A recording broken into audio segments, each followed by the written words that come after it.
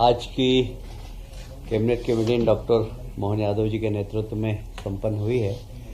आज के कैबिनेट को तिरंगा यात्रा को समर्पित करके आज बैठक प्रारंभ हुई और जैसे हमारे देश के यशस्वी प्रधानमंत्री जी ने घर घर तिरंगा, हर घर तिरंगा ये कार्यक्रम दिया है, इसको मध्य प्रदेश में बहुत धूमधाम से मनाया जाए। आज कैबिनेट में इसकी चर्चा हुई है और तिरंगा यात्रा भी साथ में निकलेगी। 9 अगस्त से 13 अगस्त तक हर पंचायत तक तिरंगा यात्रा निकले और हर घर में तिरंगा झंडा लगे। झंडे की व्यवस्था के लिए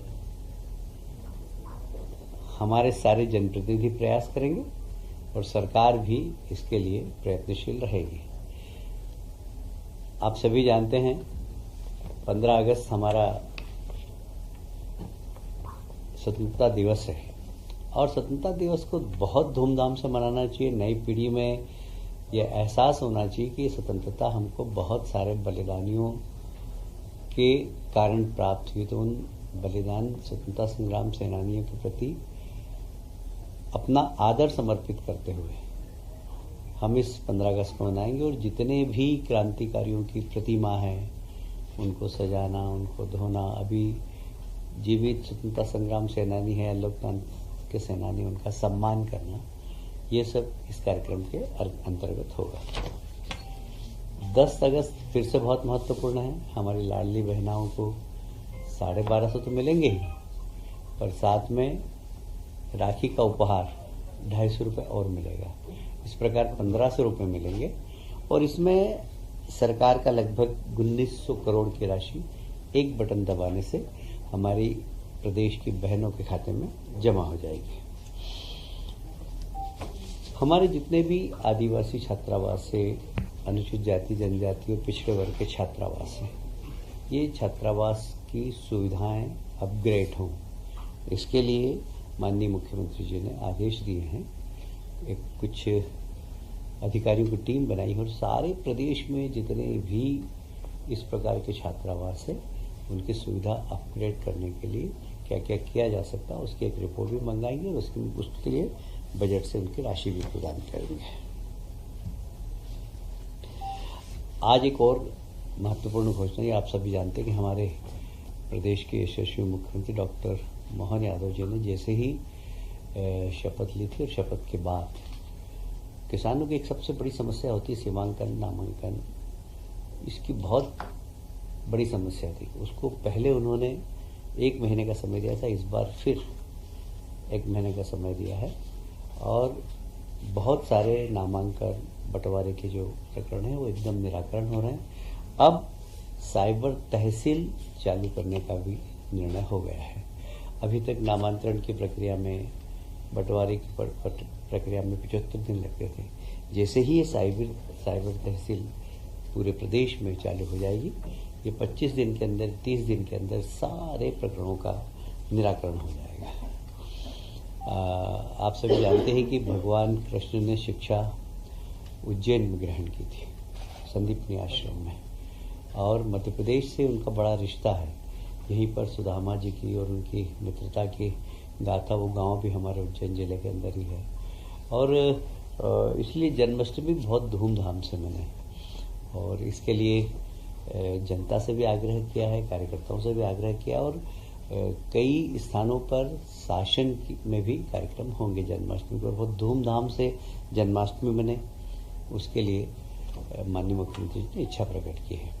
रक्षाबंधन पंचायत स्तर तक हो, हमारी बहनों के बीच में जाएं हम और रक्षाबंधन का पर्व मनाएं, आपस में एक दूसरे के चर्चा के माध्यम से सुख दुख का बंटवारा करें और रक्षाबंधन भी बहुत धूमधाम से मनाने का निर्णय लिया गया है।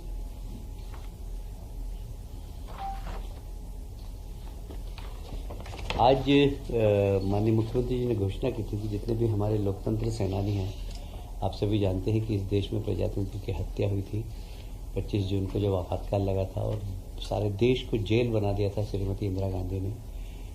वे सब लोग जो आज प्रजातंत्र की दुहाई देते हैं, उन लोगों ने ही प्रजातंत्र की हत्या की थी। उस समय पूरा देश जेल बन गया था और बहुत सारे उसमें से निरपराध लोग 24-24 महीने जेल में रहे, 18-18 महीने जेल में रहे। उनको लोकतंत्र सेनानी के के नाम से सम्मानित किया गया था और उन्हें मानदेय भी दिया जा रहा। अभी लगातार हमारे बीच में से ऐसे लोकतंत्र सेनानी जा रहे हैं, तो उनके अंतिम संस्कार में 10,000 रुपये शासन देने का निर्णय लिया है और राजकीय सम्मान से उनकी अंतिम यात्रा निकले, ये महत्वपूर्ण निर्णय सरकार ने लिया है। देखिए, हमारा प्रदेश एक प्रोग्रेसिव प्रदेश है और जिस तरीके से लगातार एक डायनेमिक तरीके से व्यवस्थाओं में परिवर्तन हो रहा है, तकनीकी आ रही है नई। कभी किसी ज़माने में आईटी का इतना उपयोग नहीं होता था, आजकल आईटी का उपयोग होता है। उस हिसाब से अब हमारे कार्य आवंटन में भी उन सब चीज़ों को ध्यान में रखते हुए अभी हमने अलग अलग विभागों के कार्य आवंटन की व्यवस्था को सुधारा है, परिवर्तन किया है, जिससे कि और तेज गति से काम हो सके। हमारा प्रदेश सुधारवादी प्रदेश है और हम तकनीकी का अधिकतम उपयोग कैसे करके एक पारदर्शी सरकार चलाएं, जिसका कि हमारे देश के प्रधानमंत्री हमेशा कहते हैं कि डेमोक्रेसी में पारदर्शी सरकार का होना बहुत ज़रूरी है। तो ये तकनीकी के माध्यम से जो पारदर्शी सरकार चलाने का हमारा प्रयास है, जैसे मैंने कहा कि पहले कभी एक प्रधानमंत्री जी हुआ करते थे, राजीव गांधी, जिन्होंने कहा था 1 रुपया भेजते हैं हम, 15 पैसे पहुँचते हैं। अब 10 तारीख को 1900 करोड़ रुपए का बटन दबाएंगे हमारे प्रदेश के मुख्यमंत्री और 1900 करोड़ रुपए हमारी बहनों के खाते में पहुंच जाएगा। ये नई तकनीक का उपयोग और पारदर्शी व्यवस्था, इसी दृष्टि से हमने कार्य आवंटन में भी थोड़ा सा परिवर्तन किया है।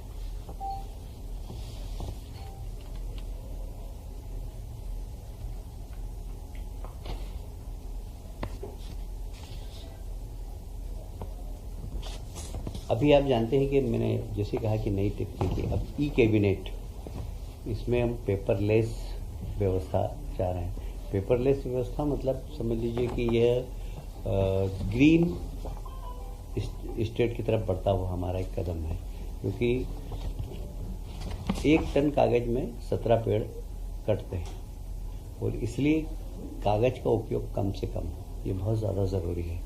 और ई कैबिनेट प्रणाली के अंतर्गत हमने थोड़ा सा शासन के जो कार्य नियम है उसमें संशोधन किया है, जिससे कि ई गवर्नमेंट, ई गवर्नेंस ये हो सके।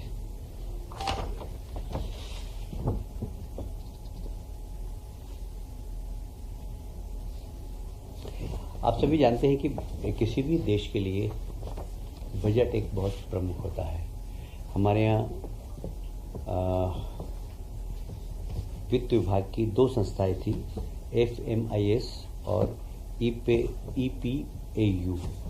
ये इकोनॉमिक पॉलिसी इनपुट देने का काम करती थी। कुल मिलाकर बजट अच्छा बने, बजट आधुनिक तकनीकी से बने, और इसलिए दोनों संस्थाओं को मिलाकर एक जी हाँ PMU के गठन का अनुमोदन किया है। इसमें हम पदों की संख्या का सृजन किया है, साथ ही कुछ इसमें एक्सपर्ट भी हम कॉन्ट्रैक्ट बेसिस पे रखेंगे, जिससे कि बजट और अच्छा बन सके, आधुनिक बन सके, पारदर्शी बन सके, प्रोग्रेसिव बन सके। और साथ में सरकार के बजट की व्यवस्थापन का भी, कई बार हमें लोन लेना है, लोन लेने के लिए क्या क्या हमें सावधानियां रखना है, ये सब गाइड करने का काम ये PMU करेगा, वित्त विभाग। तकनीकी शिक्षा विशेषकर रीवा के लिए एक निर्णय हुआ। वहाँ पर पॉलिटेक्निक कॉलेज है, 2 ही ब्रांच थी वहाँ पर, वहाँ कुछ ब्रांच बढ़ाई गई है, क्योंकि वहाँ अब हमने प्रदेश में भी हम सारे ही पॉलिटेक्निक और IT की एक बार फिर से समीक्षा करेंगे, जहाँ जिस प्रकार के रोजगार की आवश्यकता है उस प्रकार की ट्रेनिंग देना। जैसे मैं बात करूं अगर पीतमपुर में ऑटोमोबाइल का क्लस्टर है, तो वहाँ पर ITI पॉलिटेक्निक में उस प्रकार की ट्रेनिंग दी जाए।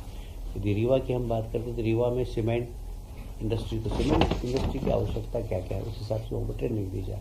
ऐसे ही जैसे विदिशा में हमारे यहाँ कुल मिलाकर टेक्सटाइल का हब बन गया है, तो टेक्सटाइल में क्या आवश्यकता है उस हिसाब की ट्रेनिंग हमें पॉलिटेक्निक में और ITI में दें।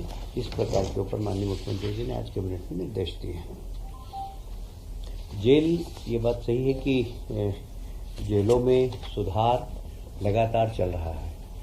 आज मुख्यमंत्री जी ने फिर से कहा है कि वहाँ पर सांस्कृतिक आध्यात्मिक गतिविधियों का केंद्र बने, साथ ही उनकी कौशल कला उसके ऊपर भी ध्यान दें। सागर का आज बड़ा उल्लेख हुआ। सागर के हमारे केदी भाई बहुत अच्छा उन्नत कपड़ा बनाते हैं जो लोग बिल्कुल लाइन से खरीदते हैं उनके यहाँ, और लगभग पूरे प्रदेश में जेल के कैदियों के द्वारा उत्पादन से लगभग 4 करोड़ से अधिक की राशि का लाभ भी हुआ है।